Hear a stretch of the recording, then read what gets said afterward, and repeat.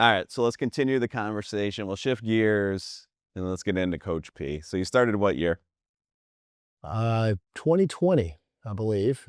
Yeah. Yeah, so we got rolling in COVID, and COVID was kind of the light bulb moment is that everything had moved virtual, and I had always, our growth was because I had really gotten better at coaching my team on a daily basis, and I was helping out a lot of peers, and I was now running 3 offices. I was being pulled in a lot of directions, and I've always been a yes guy, right? And I always wanted to help out my friends. If any agent ever come to me and said I need help, I always said yes. And I found myself pretty immersed into about 10 different offices. And I was being stretched too thin. And COVID was kind of that catalyst that said, well, why don't I just let all of these people in on my team meeting and move it to Zoom to where we're all doing it together. And then I'm not having 10 separate conversations and coach these different teams. Um, and we tried it out. And I told them all, I said, hey, let's give this a run for 3 months and see how it goes. Do you get value out of it? Can I continue to do it? Is my team not being neglected? And we ran it for 3 months and just resounding yes from everybody. They all fell in love immediately. And then I started getting the questions, can I invite some friends? Yeah. And then it just quickly, boom. Yeah. How has it evolved through the last 5 years? What has changed? What has stayed the same? Sure. Structure Yeah. for sure. At the beginning, there was no business idea. I never started to go be a coach. I was truly trying to help out my friends and my peers that were agents. So once it quickly got to 50, 100 people, I said, okay, this has turned into something that's getting a little crazy. I need to organize it, right? So we got more structured with our agendas, making sure we were rotating out, um, you know, different lines of business, different processes. Started getting a lot of feedback from the agents on what they wanted more of. And then a big part was realizing I need to incorporate more team. Team members love to hear from team members, right? And so I started proactively making sure at least 1 or 2 calls every month we were going to hear from team members, the people that are doing the job. Um, we've incorporated some AI. You ask what changed. People always want scripts and word tracks. They want stuff in writing. And a good part of Coach P, a fun part, is that we're extremely interactive. We'll role play on the fly. We'll do things on the spot if people ask for it. So it wasn't prepared ahead of time, and that's what people like. They like my transparency, my honesty. Um, well, what AI has brought to us recently is, it transcribes the call, and every word track and script that I throw out there, it records it and puts it in writing. So as soon as the call's over, boom, you have it right there on your computer. We create a video library. That way, if you like to call or you missed it, you can go back to it and watch it many, many times. But the thing that has stayed the same is that we have tried to create a positive, welcoming environment for agents and their teams to where they no longer feel like they're on an island, no matter what their circumstances. And now they're a part of something bigger, and there were successful people that are like-minded. Yeah. Is there a community aspect to it? Can the members interact, mingle with each other, learn from each other? Yeah. Absolutely massive. The interaction in the group blows me away. I mean, it truly is probably the most fulfilling thing for me is getting to see these people interact. There's some subgroups of people that have created their own little study groups inside of Coach P. Um, Getting to go on trips together and spend time together. But we've got a Facebook page where people interact on a regular basis. We have a leaderboard where people get to see results and then reach out to others based on success. So yeah, for me, that's been the best part is the community. The leaderboard is powered by who? Is that something? How do people get on the leaderboard? Like, do they need a certain Yes. subscription? So it's open to everybody. Okay. We created one plan back, and that was always our vision. Like, bring everybody together. Let's not complicate it. Like, just be a part of the group. And everyone that is an active member has access to the leaderboard. And for 4 years or however long we've had it, it's been manual entry. So Okay. uh, Yeah, a the lot AI will, lot of blessings to my team that have spent the time to go in once a month and put the numbers in. But absolutely. So we are in the middle of rolling out a new website where it'll now be on the website. You can just go in, update your numbers in real time, and you can see your rankings. So super excited for that because not only does it show you who to talk to, who to learn from, but it shows you what's possible.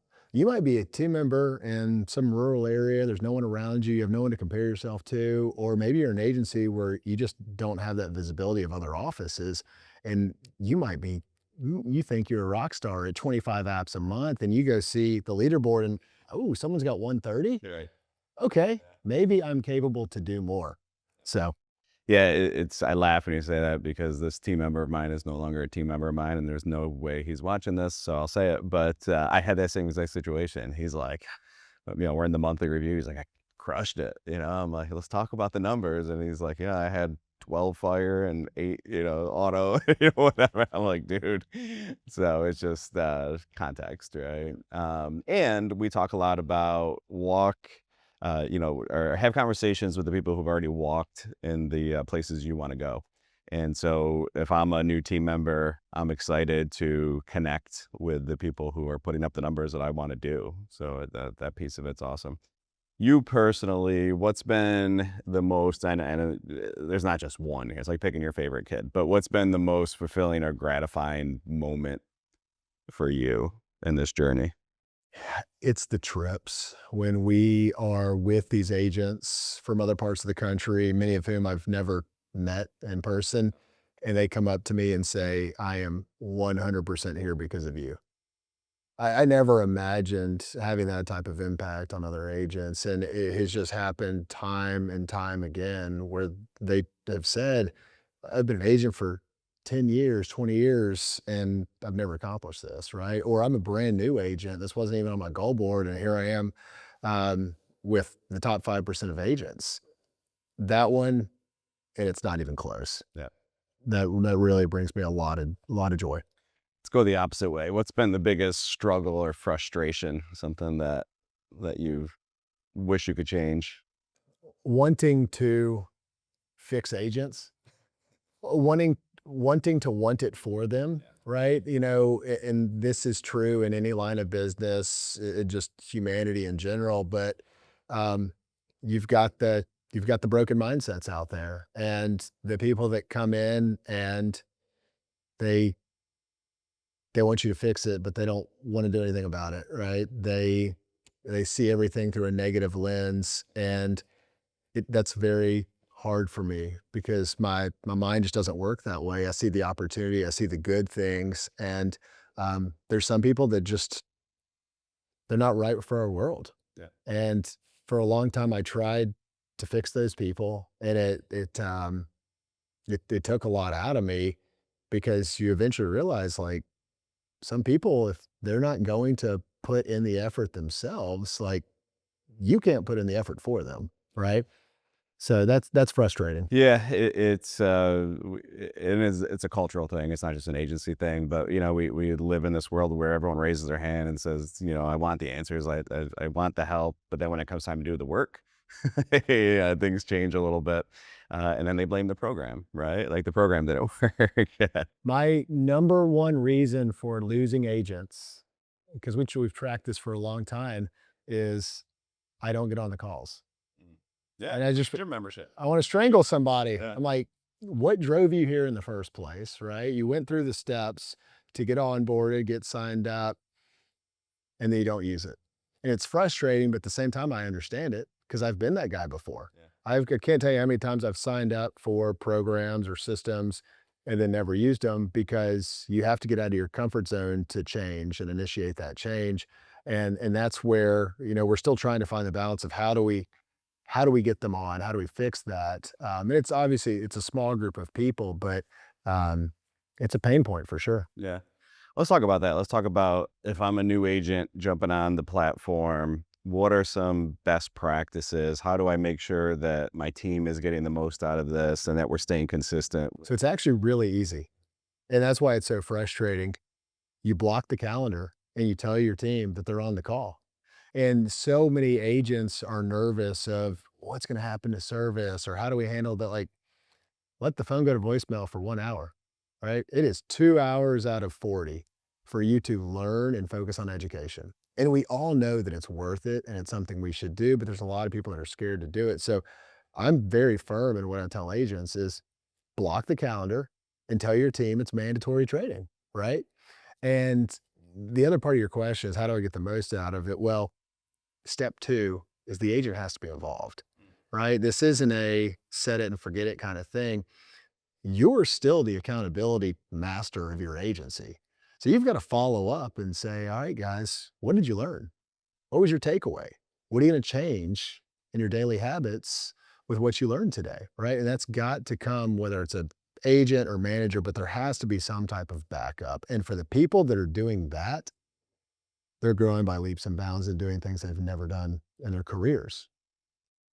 Call agency the whirlwind, or sometimes I call it the suck or the undertow. Like these things drag us into the abyss. And if we don't block it, the important stuff, we'll just keep going around in the whirlwind. And, I'm going to share a personal story with you that I've had the same agency manager at my legacy for going on 16 years now. She's tremendous. She's my top life salesperson there.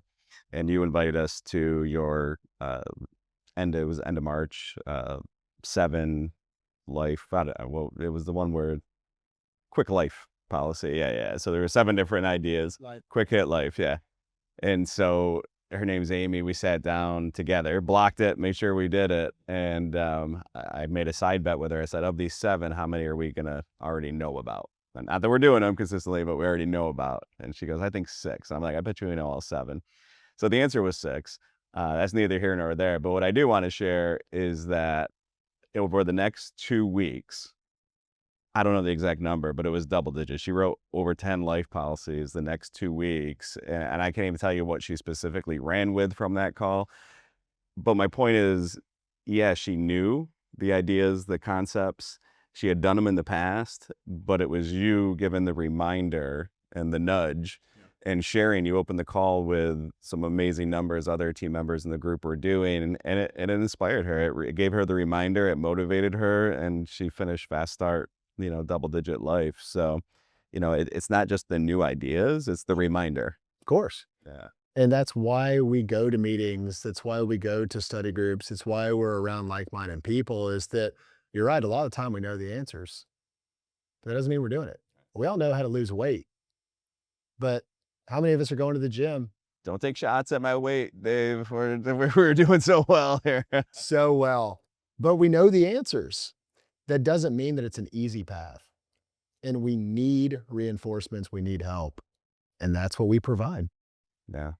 All right, let's shift gears off of Coach P. Well, you can because you are Coach P, so we're not shifting too far. But I want to go back to your office from afar. You're tremendous with social media. It seems like the office culture is so important to you. You guys have fun. You send your team on trips.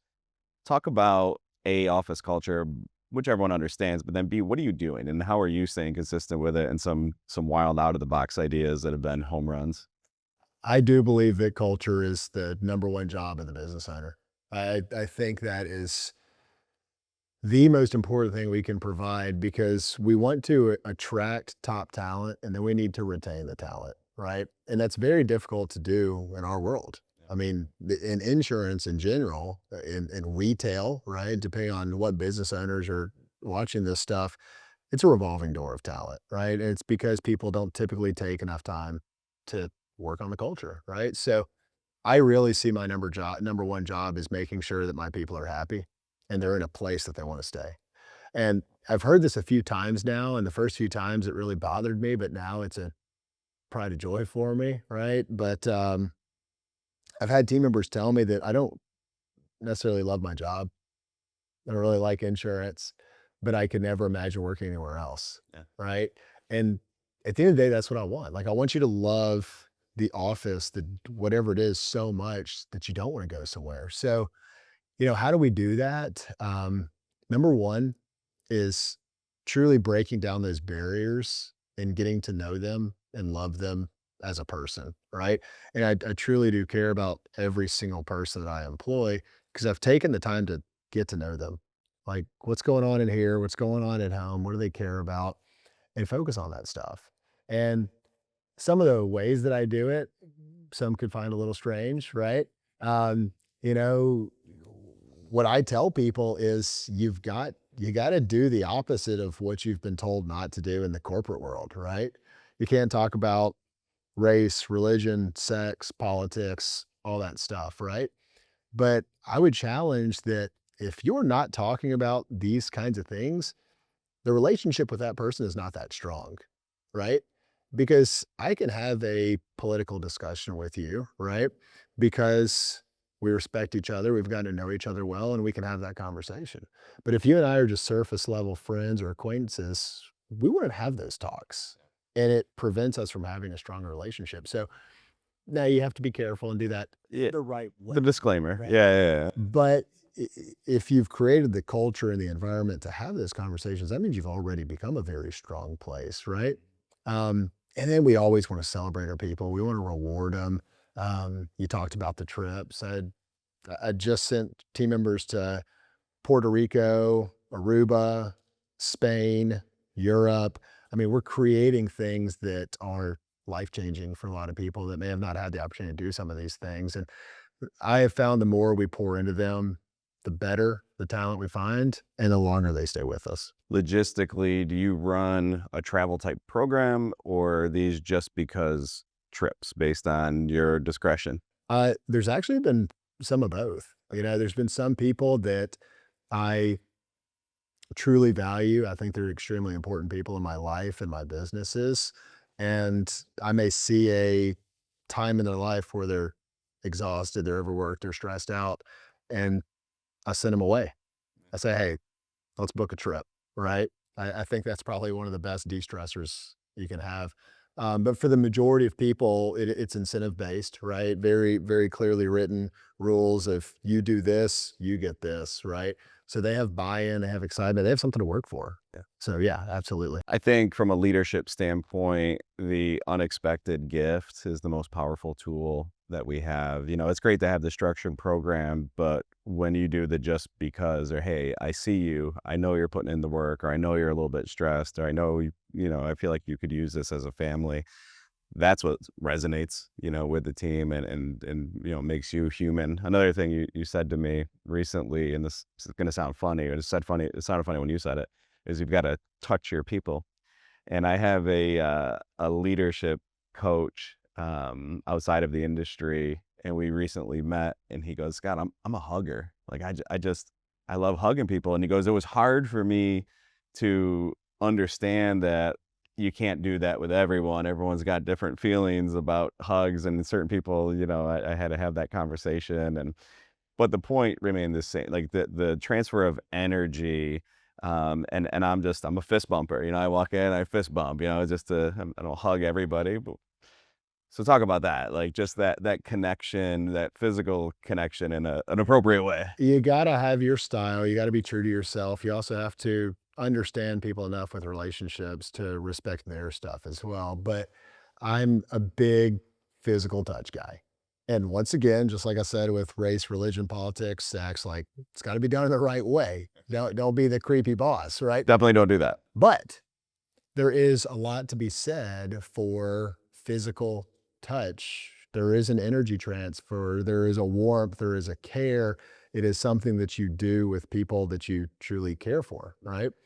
And in doing that in the right way can unlock so much and also show people that they can trust you, let your guard down. I'll tell you a story about this. I had a relatively newer employee, but I work on the relationship piece quickly, right? I make sure that we're hammered in as soon as they're starting.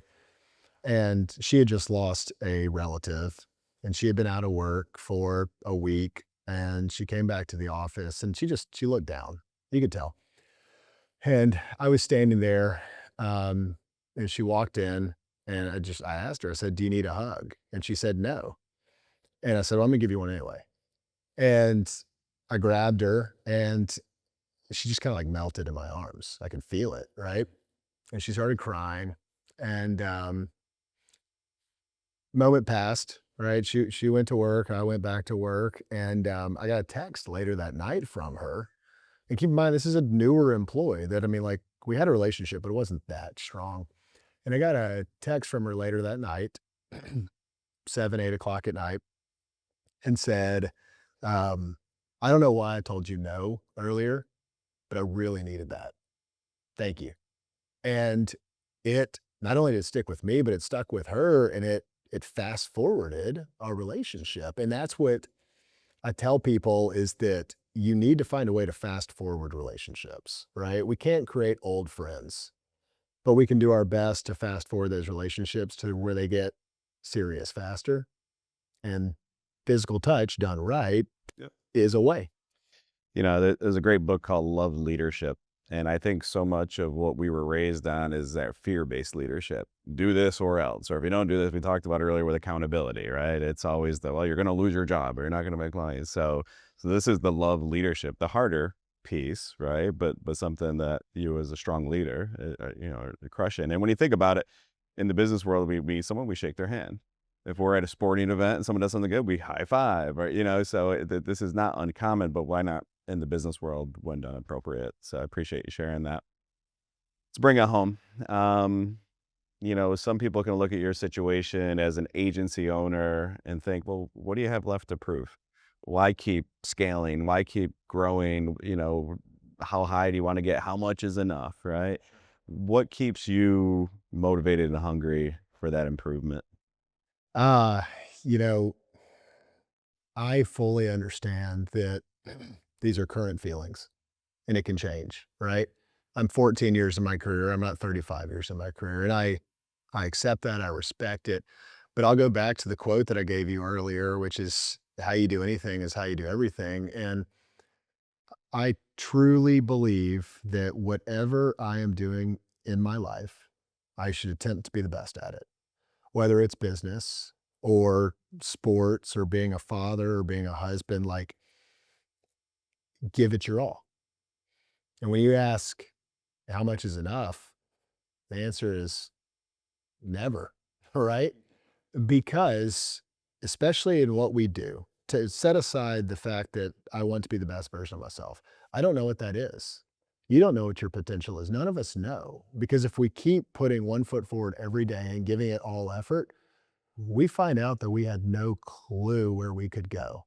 And that excites me so much. I still have no idea what our potential is, but I'll always go back to our line of work in the insurance field. The better we are, the more people we help. We change lives and we change generations of lives by being really good at what we do. So why should I ever accept that I've made it? Because if I slow down and stop, one more person is unprotected from whatever life is going to throw at them. And that brings me so much energy and passion to never let my foot off the gas because we are taking care of other people. It's a heavy responsibility and one that I think too many of us take lightly. Don't think of it in that context is that, and this is something I talk to my team and the value we bring, and we look at our competition and we're like, hey, we have a moral, ethical, and in some ways legal obligation to let these people have the opportunity to say yes or no. Right. So with sales, it's like, we make suggestions, they make decisions. But if we don't make the suggestion, if we're not up there trying to find that one more person, have that one more deeper conversation, then we've made the decision for them, which is they can't have it. And who the hell are we to do that? So when is the job done? Never. And the top regrets of the dying, it's never, I wish I didn't do all this stuff. It's I wish I did more of that stuff. And here we are with the opportunity to do it. So who the hell are we not to, right?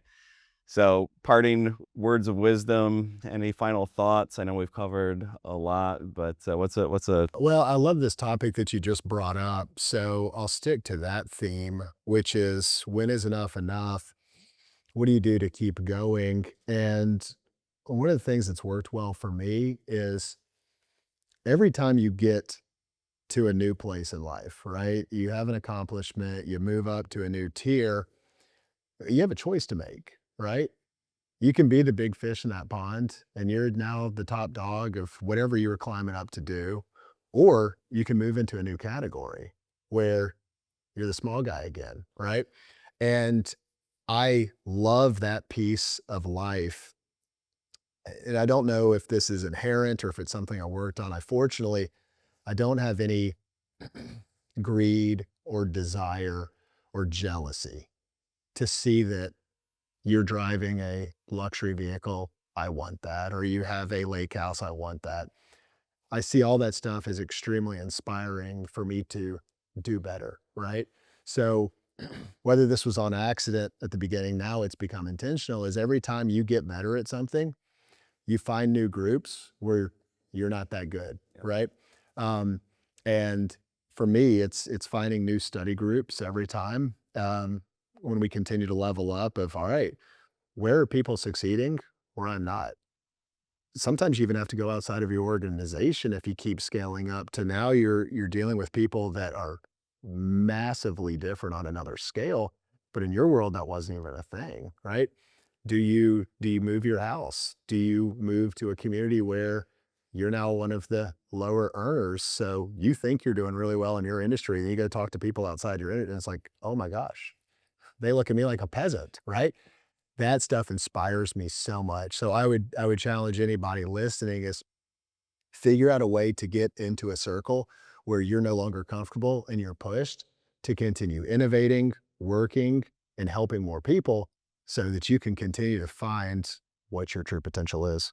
Great advice from Coach P, David Peterson, wealth of knowledge, servant heart, always willing to help.